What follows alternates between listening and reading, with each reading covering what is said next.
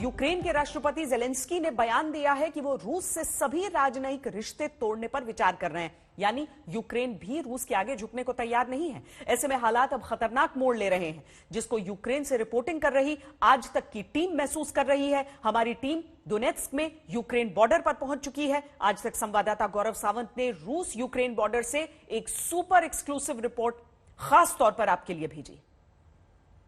आज तक इस समय डॉनबास इलाके में डोनेत्स्क के उस क्षेत्र में है जहां पर रूस और यूक्रेन के बीच जबरदस्त बमबारी हो रही है, गोलीबारी हो रही है। यह यूक्रेन सेना का आखिरी चेक पोस्ट है। इसके 3 किलोमीटर उस पार रूस की सेना यहां पर तैनात है। यहां पर यूक्रेन की सेना का यह चेक पॉइंट है। अगर आप मेरे पीछे देखें तो यहां पर ट्रेंच बन गए हैं। जो ट्रेंच बन गए हैं वहां पर सेना के अधिकारी अभी भी तैनात हैं। उसके पीछे टैंक, बख्तरबंद गाड़ियां सब यहीं पर हैं। और अगर आप यहां आकर देखें तो सेना का यह बंकर है, ये चेक पॉइंट है। यहां बड़े बड़े बैरिकेड लगाए गए हैं। अगर आप उस बैरिकेड की तरफ देखें, सड़क पर वो बोल्डर लगाए गए हैं ताकि रूसी टैंक उनको तोड़ते हुए इस तरफ ना आए। यहां पर उन्हें रोकने के लिए कुछ अत्याधुनिक उपकरण जो अभी रूस से लड़ने के लिए अमेरिका ने भिजवाए हैं वो भी इस क्षेत्र में आ गए हैं। हालांकि हमें यह कहा गया है कि हम वो उपकरण ना दिखाएं, रक्षा का वो सामान ना दिखाएं,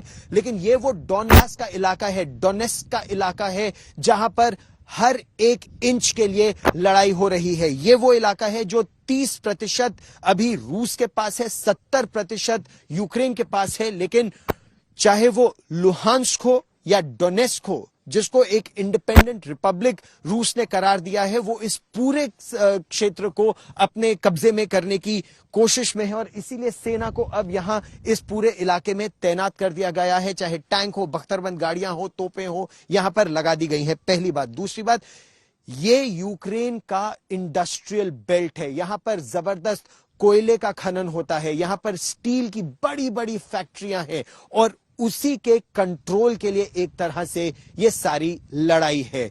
यहां पर तनाव इस समय जबरदस्त है। कुछ समय पहले तक रुक रुक कर यहां फायरिंग हो रही थी। देखिए, सेना के अधिकारी अभी वहां पर अपने बंकरों के आगे हैं भी, ऑब्जर्वेशन पोस्ट पर भी हैं। और आज तक इकलौता चैनल है जो इस लड़ाई के बिल्कुल फ्रंट लाइन से रिपोर्ट कर रहा है। और हमारे साथ इस समय राजेश पवार हैं। Rajesh Pawar NATO operations, Ukraine और रूस की सेना के बीच तनाव को बहुत बारीकी से देख रहे हैं। और इस समय जो नियंत्रण रेखा है उसमें हमारे साथ है। जैसे गाड़ियों की यहां चेक पॉइंट भी हो रही है। कितना तनाव है इस क्षेत्र में? हम रूस की सेना से कितनी दूर हैं? देखिए गौरव, हम सुबह से इस इलाके में घूम रहे हैं। ये वो एरिया है जहां पर यूक्रेनियन और रशियन फोर्सेस आमने सामने हैं। यहां से सिर्फ 3 किलोमीटर दूर वो एरिया शुरू हो जाता है जो कि अभी रूस के नियंत्रण में है। और हमारे जस्ट पीछे, यहां से 500 मीटर पीछे जो गांव है सफिया, वहां के यहाँ कमांडर ने बताया है कि कल रात वहां आर्टी शेलिंग हुई थी, जिसमें वहां कुछ हाउस डैमेज हुए हैं। अगर रूस ये फैसला करता है कि उसको डोनबास में आगे बढ़ना है, पूरे डोनबास को कब्जे में लेना है, जो यहाँ सबसे नजदीक मारियोपोल शहर है, तो उसको इस एरिया से गुजरना पड़ेगा। और उस हालात में हम देखेंगे कि ये एरिया है जहां पर सबसे ज्यादा इंटेंस, सबसे ज्यादा जो है खतरनाक, जो जबरदस्त लड़ाई इस इलाके में होने वाली है। और अगर ये हमला होता है तो हम उसके साक्षी बनने वाले हैं। तनाव यहां बहुत ज्यादा है। एक तरह से कहा जाए तो ये बारूद के ढेर पर बैठा है ये पूरा क्षेत्र। और यहां पर अगर आप देखें तो यूक्रेन की सेना के ट्रेंचेस भी उन्होंने डिग कर दिए। उनके जवान वहां पर मौजूद हैं। यहां पर बख्तरबंद गाड़ियां, टैंक, वो सब हथियार भी यहां मौजूद हैं। तो जब गोलाबारी होती है, जो यहाँ के सिविलियंस हैं दोनों तरफ से, उनको भी खतरा है। और क्या इसीलिए जो आसपास के गांव हैं उनको खाली कराने की आवश्यकता पड़ रही है? देखिए गौरव, हमने यहाँ आर्मी के लोगों से बात की है, यूक्रेन आर्मी के लोगों से और कुछ सिविलियन से, जैसे टैक्सी ड्राइवर्स के साथ हम यहाँ पर आए हैं। गांव के और मरियापुल शहर के काफी लोग इलाका छोड़ के यहाँ से दूर जा चुके हैं एहतियात के तौर पर, क्योंकि यहाँ शेलिंग हो रही है। पिछले 3-4 दिन से आर्टी शेलिंग हो रही है।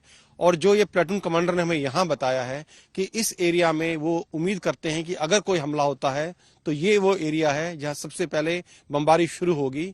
और इसके मद्देनजर ज्यादातर सिविलियन इस एरिया से अभी जा चुके हैं और घर खाली हैं। यहाँ पर पलायन यहां बहुत तेजी से हो रहा है क्योंकि ये बिल्कुल ग्राउंड जीरो है उस ऑपरेशन का जो रूस की सेना और यूक्रेन की सेना के बीच इस समय चल भी रहा है।